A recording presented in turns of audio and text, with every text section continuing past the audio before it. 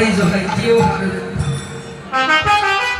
এই খেলায় হেরে গেলেও জয়, জয়লাভ করলেও জয় নাকি? কিন্তু একটা প্রশ্ন, সবারই জয় হবে ক্রমবাচক সংখ্যা যদি আমরা উপস্থাপন করি। আগে তত্ত্বদর্শী বললেন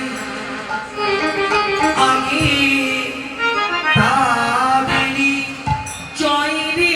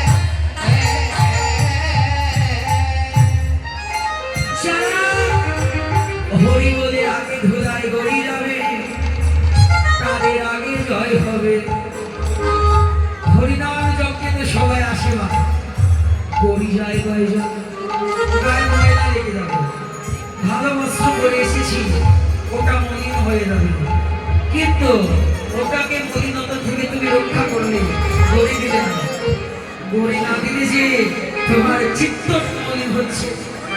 আর যত তুমি গড়ি দেবে চিত্তের মালিন্যতা দূর হয়ে ততই তোমার কৃষ্ণ প্রেমে উদয় হবে। এই কারণে মহাপ্রভু বললেন শিক্ষাষ্টমী চেতদর্পণমার্জনম ভব মহাদাবাগিনী নির্বাপন শ্রী কৈরব চন্দ্রিকা বিদরণ চিত্তাবোধু জীবনম আনন্দ জীবর্ধনম প্রদীপনে বন্যামৃত আস্বাদনম সর্বকৃষ্ণবনা পারম বিজয়তে শ্রী কৃষ্ণ সংকীর্তন।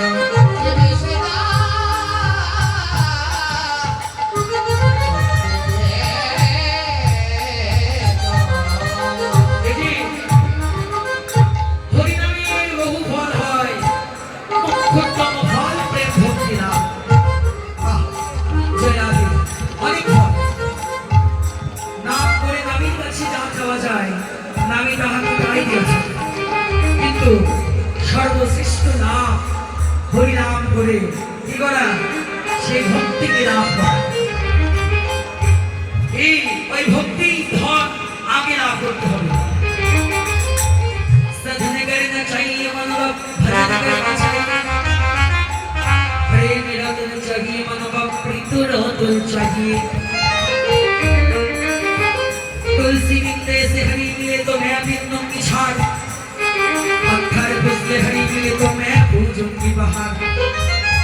যে যত ভজনের কথাই বলো, যে যত সাধনের কথাই বলো, কিন্তু বিনা কহে বিনা প্রেমছে নাহি মিলে নন্দন।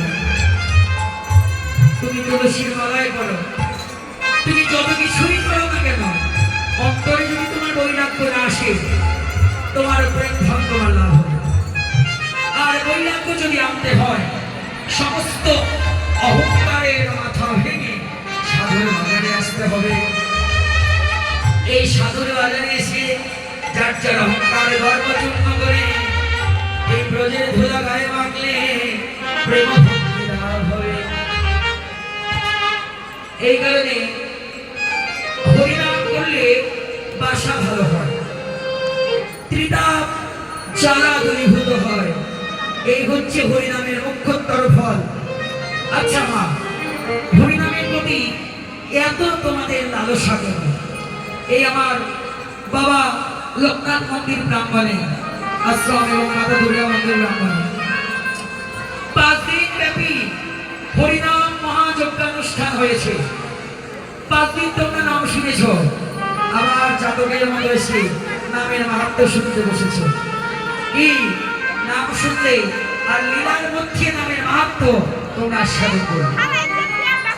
এই কারণে মা, আপনারা শুনেছেন আমার গুরুদেব, আমার দীক্ষা গুরু, আমার কীর্তন গুরু